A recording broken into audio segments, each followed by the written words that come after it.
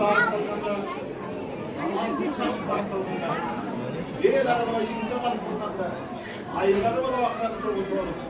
Nasıl yapacak? Kim yapacak olacak?